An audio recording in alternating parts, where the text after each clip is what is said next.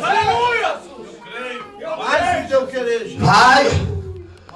Vai. Se prepare. Porque grande é a peleja, mas maior é a vitória daquele que está sentado no trono para a tua vida. Escute.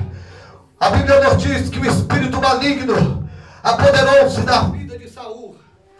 E quando esse espírito maligno apoderou-se da vida de Saul, a Bíblia vai dizer que alguém manda chamar um musicista, alguém que tocasse, alguém que cantasse, alguém que louvasse a Senhor. E a Bíblia nos diz que chamaram então a este moço chamado Davi. Quando Davi chega e começa a dedilhar a sua harpa, a Bíblia diz que o espírito maligno saía da vida de Saul, e Deus impactava a vida dele com uma grande libertação. Até que passou-se um dia em que a Bíblia vai nos dizer que Davi ia e entrava na presença do rei, saía da presença do rei.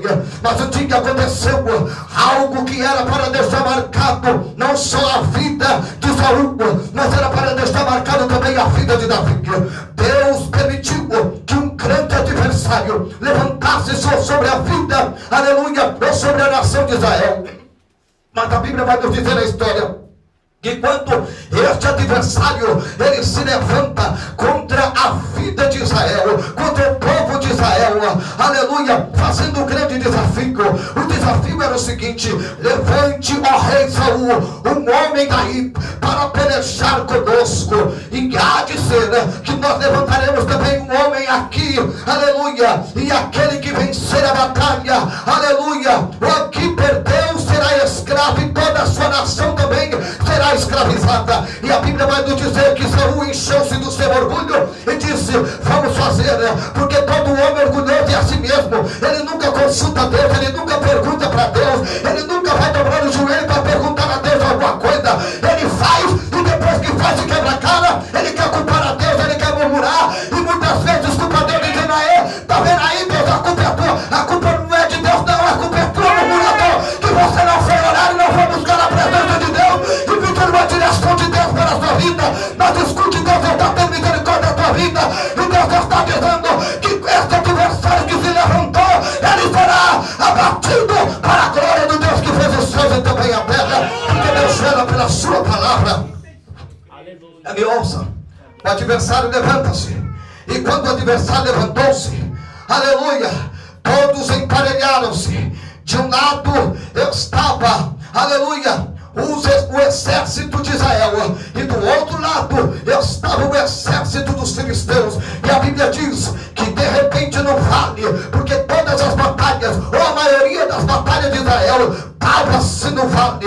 Mas eu vou profetizar para você que está no vale, que está pensando que o vale é para a tua morte, que o vale é para a tua derrota, e que você vai morrer neste vale. Deus não te levou no vale para morrer, Deus te levou no vale para mostrar a sua glória para a tua vida, para que você possa entender que lá no vale Deus vai te exaltar também. Vale não é para a morte, vale é para exaltar você em nome de Jesus Cristo. Tem muitas pessoas te olhando no vale, tem muitas pessoas te julgando porque você está no vale, e tem muitas pessoas que já marcaram a data da tua morte, já compraram o caixão para você e já disseram: vai morrer e não vai sobreviver, porque você está no vale. Mas escute, fique tranquilo, deixe estes marcar a data, deixe o diabo, aleluia, arrancar um chifre e um rabo nesta noite, porque lá, aleluia, no céu, Deus já liberou uma palavra a teu respeito, Deus já determinou alguma coisa a teu respeito, e a palavra de Deus para a tua vida é surpresa. Deus tem uma surpresa para você, Deus tem uma grande surpresa. Aleluia, meu Deus, aleluia. Eu vou começar a pregar agora. Deus tem uma grande surpresa para a sua vida nesta noite. Se prepare para receber a surpresa de Deus. Aquilo que não desceu ao teu coração é o que Deus tem preparado para você nessa noite. Você vai ficar, você, não é os teus inimigos, você vai ficar boca aberto. Você vai olhar, não vai entender nada, vai dizer: mas como é que isso aconteceu? Como é que isso pode acontecer? Fique tranquilo, é a mão de Deus, é Deus agindo, e é Deus trabalhando, e é Deus provendo algo maior daquilo que você não pensa, nem entende, nem compreende. É Deus dizendo: eu estou te galardoando de bênçãos e de vitória, e eu vou fazer o teu inimigo arrastar a cara no chão para mostrar sair vencedor dessa batalha.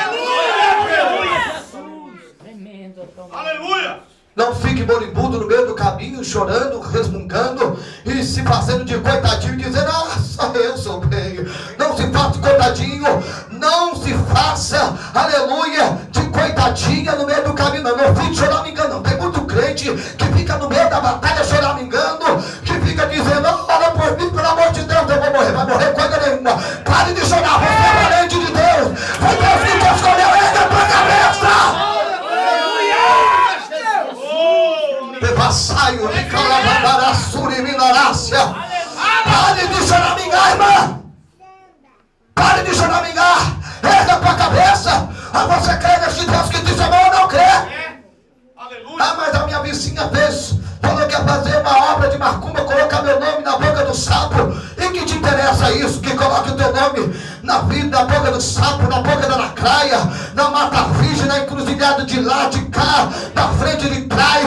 Que te importa isso? Ele pode colocar o teu nome, mas você, fisicamente, espiritualmente, está na palma da mão de Deus. E praga alguma chegará à tua tenda. E vai cair ao teu lado, 10 mil à tua direita, mas você não será atingido, diz o Senhor nesta noite. Fique despreocupado. Fique com medo não.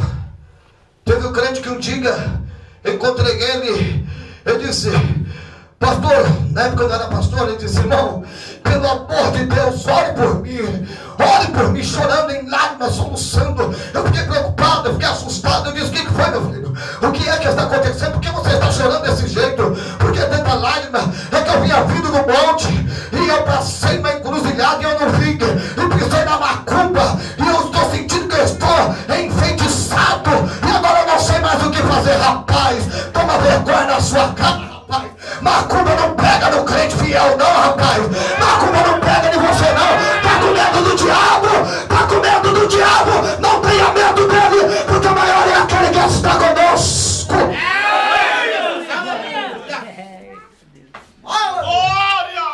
Alguém um dia foi tentar. Alguém chegou e disse assim: nós precisamos fazer alguma coisa contra esse povo que está vindo com grande velocidade e está devastando as terras, e nós precisamos acabar com esse povo. Aí tiveram uma grande ideia: vamos fazer o seguinte, Balaque manda chamar a Balaão e vamos amaldiçoar este povo. Quando Balaão foi para amaldiçoar o povo,